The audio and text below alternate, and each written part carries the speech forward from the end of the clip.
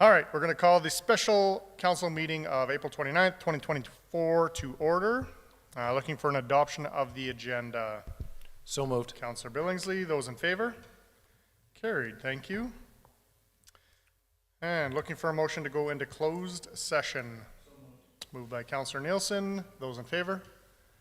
Carried, thank you. We should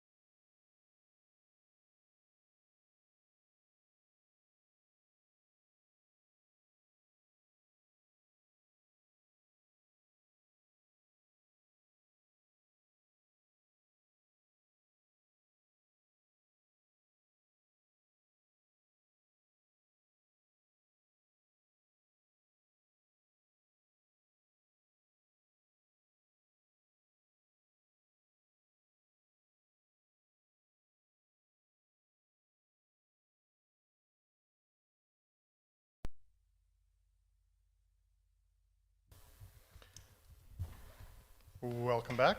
Looking for a motion to come out of closed session. Moved by Councilor Nielsen. Those in favor?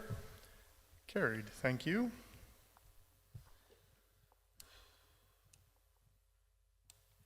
New and unfinished business. Anything to add? Okay. Manluk Center, Wetaskiwin Regional Aquatics and Fitness Funding Request. Good evening, Mayor Gandam and City Council. I'm here today to provide an update on the progress of Manluk Center's first annual shutdown and speak to a required scope change to the project. The Manluk Regional Aquatic and Fitness Center is going to be 10 years old this year. And during this 10-year history, an annual shutdown routine has not been established and has not been scheduled. However, in 2020, a project plan to initiate an annual shutdown program was developed, but not approved until 2023 because of the COVID-19 pandemic. During the COVID shutdown, equipment was maintained to ensure that the facility could reopen seamlessly when allowed. When the facility was fully reopened in 2022, most of the amenities contained within were functional, except for the board rider, which I will be bringing, I'm sure, at a future date, a plan for that as well. To provide a sense of the use of this facility, Manluk is opened 361 days of the year, which translates to approximately 5,343 hours per year of use. And on an average day, the facility welcomes 212 people. The amenities within the facility are unique to the region, and some patrons travel up to 30 minutes to enjoy a quality recreation and leisure experience. This facility's maintenance needs are not different to your own homes, just on a scale that needs to take into consideration primary use, number of users, and of course, Alberta health standards. There are several elements that are standard practice to inspect, clean, repair, and generally maintain annually. However, as no shutdown has occurred for 10 years, there were several inspections that were overdue, both of equipment and infrastructure. And these inspections cannot occur during when the facility is operating. For example, the Defender's filtration system, tiles, and a deep cleaning of things like the slides, steam room, and change rooms. Within the report, there are details of the work that has been underway since the closure on April 15th. This is no small project. On April 15th, the team began draining the pools, and after the filtration system, which was completed, Karen, the slides I sent you? Okay, we'll go without the slides. Sorry.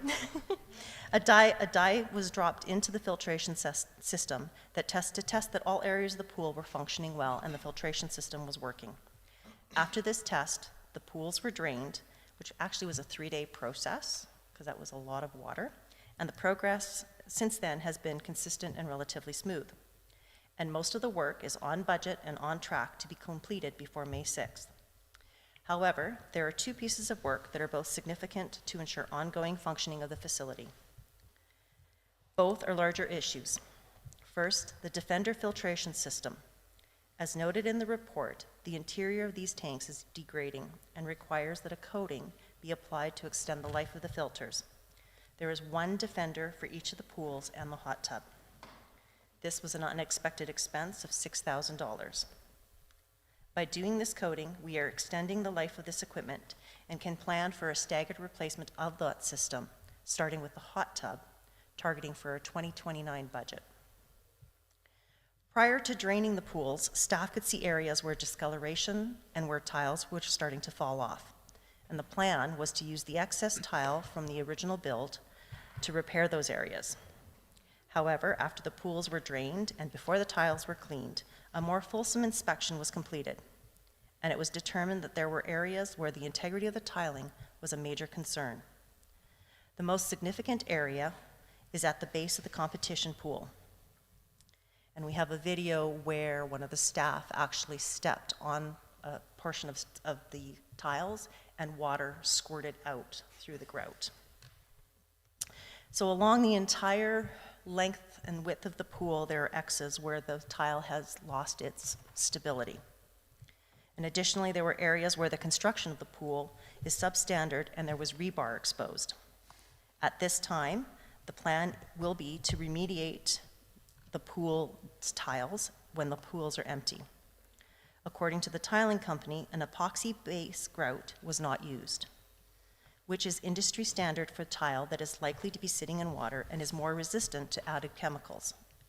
The cost of this repair is $53,000, including labor and materials.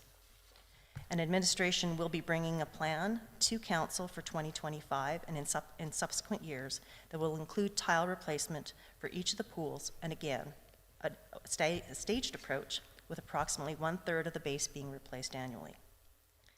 And of course, the last part of administration's request is to extend the closure of the facility until May 13th, 2024, and this is to address the tile issue and to make sure that it is done correctly by industry standards. And as such, the facility will need to remain closed for an additional week. This will ensure that the substructure is dry, prepped properly, tiles and grout have adequate time to cure before the pools are refilled. Happy to answer any questions.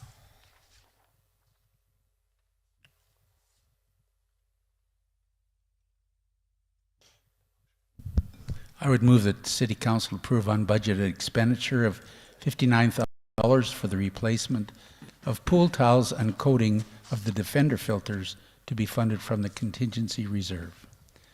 Moved by Councillor Elliott. And may I continue? I just have a couple of questions, Mr. Mayor. Number one, the epoxy base for the original tiles, would that have been in the original contract when the building was built? Would you know? I am not sure if epoxy grout was what was scheduled for in the build of the pool. However, they did use traditional grout, which is cement-based and silicone-based, and just doesn't have that integrity to withstand being in a chlorinated water. So maybe the standards have changed in 10 years? Perhaps. Perhaps. Okay. Just so we're now going to have preventive maintenance scheduled regularly for that whole facility from now on into the future, so that we won't end up with 10 years of nothing? That is correct. Okay. And I just have one other question, and it's not completely related to this, but where does the water go that we empty the pool with, all the pools with? I'm not sure if it went to any particular area. However, I do know that Aquaterra did receive the water, and it was cleaned out and will be reused. It's reused? Yeah. Okay. Thank you very much. Thank you, Mr. Mayor. Councillor Nielsen. Through the chair to administration. So the people doing the assessment of the pool, is this a company that's been contracted, or is this our own staff? Through the mayor to Councillor Nielsen, sorry. I'm getting, again, protocol, I'm getting used to this. It was through a tiling company, so I believe it is Floors Now. Okay, thank you. And I guess my concern would be that we are replacing the grout that wasn't meeting standard, or we are grinding out all the grout and regrouting the entire pool? We are actually planning on taking 1/3 of the pool with removing all the tiles and replacing the tiles and the grout, because we do have to fix the base of the pool. And if that grout is failing and we're repairing 1/3 of it, what happens to the other 2/3 of the grout? Through the chair to Councillor Nielsen, we'll be replacing that on an annual basis as well during shutdown. So it's just a staged progress, because the cost would be very prohibitive if we were to take out the entire pool basin and replace it, and it would extend our shutdown as well. And are you aware of any other deficiencies besides what's been noted? And I guess what I'm really asking is are these the only concerns that we have at this point in time? Or are there others that haven't been brought forward because of monetary related issues? Through the chair to Councillor Nielsen, at this time, we do not have any any additional equipment that has not been inspected and been cleaned, and no other deficiencies have been found. But the tiling company wouldn't have been responsible for valves and all the rest of it. I'm assuming we've had other contractors in there as well. Through the chair to Councillor Nielsen, yes, we've had other contractors in there as well as our own facility maintenance staff. Thank you. Go ahead, Councillor Elliott. Thank you, Mr. Mayor. Just to follow up on Councillor Nielsen, if 1/3 of the tiles are replaced, then the other 2/3 are going to degenerate over a year. So by the time we get to the final third, they could have degenerated quite badly, which means we'll probably have to pay more to get them done. So is there a best bang for the buck situation that we could have? Like, how long would it take to replace all of the tiles? I know it will be costly, but maybe a year from now, that other third will cost more than the third this year, and then 2 years from now, that other third is going to cost even more. So would it be more efficient, and how long would it take? I guess, is this through to Kevin? Through the chair to council. The tiles that we're looking at replacing now are recommended by the tiling company. Those are the ones that are loose and as Annette said, show that there's water underneath of them. The other tiles are still holding and in place. So there's still some life expectancy in those, even though they might not have been put in properly.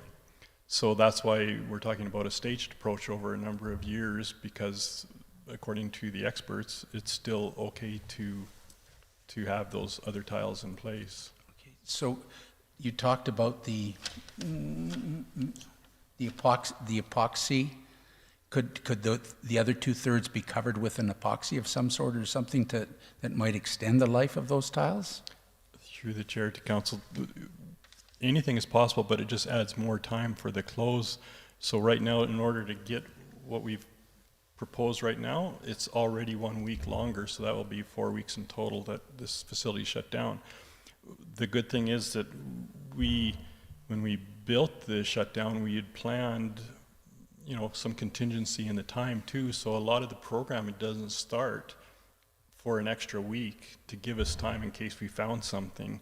So if we extend that time beyond this extra week, then we start to impact other programs and service levels. Thank you very much. Thank you, Mr. Mayor. Councillor Bronco. Thank you, Mr. Mayor, too. The tiles we're using, we're not using any original tiles from when we first built the swimming pool. We're all using new set of tiles. Through the chair to Councillor Branco, we're using new tiles. We could not reuse the existing tiles. What I'm trying to say is, do we have a stockpile of, sometimes when you buy a roof, you know you ain't gonna get it. Do we have a stockpile of matching tiles that we break, or are we just gonna, because of the large volume of 1/3 of this swim, that's a lot of tile. Through the chair to Councillor Branco, so actually we did have some surplus tiles left over from when the facility was built. However, they're being used to replace tiles in the leisure pool and in the hot tub, so that they're being used, but because of the quantity, we didn't have enough to do those repairs and the base of the pool. One of my question is, when we get these new tiles, is it going to match the existing tiles? And then when we go 2 years down the road, do we know the manufacturing is making the same tile, or are we going to have like 3 different colors of tiles by the time this project's completed? Through the chair to Councillor Branco, we did think of that, and thankfully the pool is a standard white tile and a standard black tile.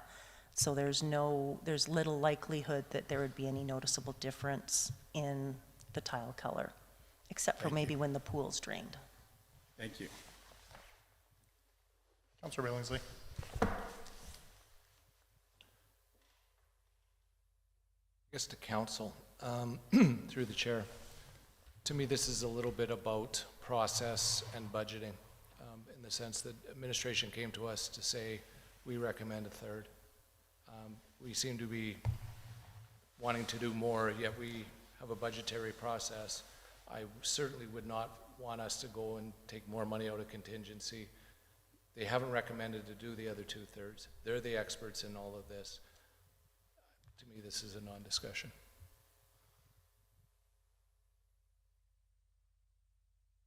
Anything further? We're ready for the question. Those in favor? Carried. Thank you. Thank you.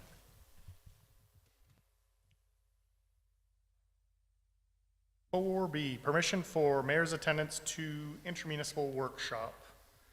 As attached, City of Lethbridge is hosting a to the Canada's Recovery Capital Conference. Part of what I would like to do is attending this in person is to meet with Mayor Hagan and talk to him and work through some of the stuff that Lethbridge is working on in terms of people experiencing homelessness and the work that they've been doing locally. So looking for support for travel, per diem, and accommodations, because I don't think I could go there and back in the same day. I would move that the city approves per diems, travel, and accommodation for Mayor Gandam to attend the Intermunicipal Workshop May 2, 2024 in Lethbridge, Alberta. Moved by Councillor Elliott. Any discussion? Councillor Billingsley. Thank you. Through the chair, I guess to the mayor, sell me on this of why doing it this way would be better than doing a Zoom meeting for an hour and a half. Because I don't get a chance to go down and see what they're doing, like seeing firsthand what's happening in Lethbridge. I've had the opportunity working with Mayor Hagan through Mid-City Mayors to talk about some of the initiatives that they're working on and what their downtown core looks like in terms of homeless population and some of the city-specific items that they've been working on in terms of mitigating that issue. I didn't want to say problem, but issue of homelessness in their downtown core as well. As we are experiencing homelessness at or greater than any other big city in North America per capita, I want to continue to try to find other ways to make our community better, and we're doing the best we can, but I don't think that the way that we're doing it is the only way to do it. Thank you.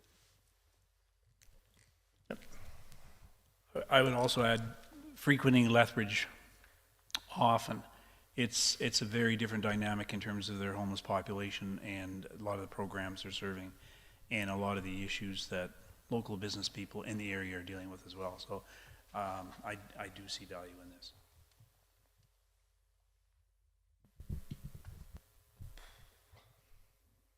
Oh, sorry, go ahead. That's okay.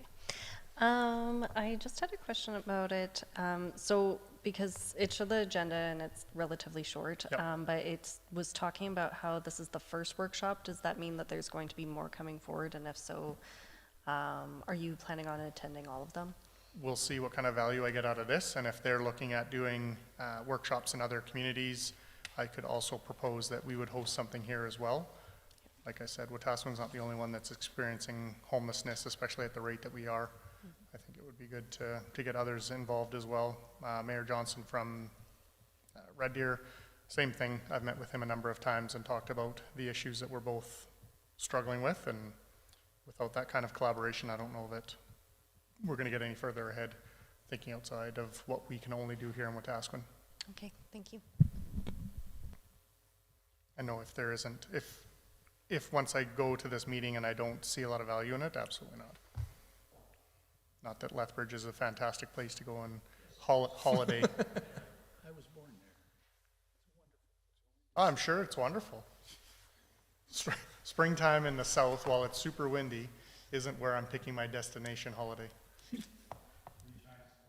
Take your pick. Anything further? Ready for the question. Those in favor? Carried. Thank you.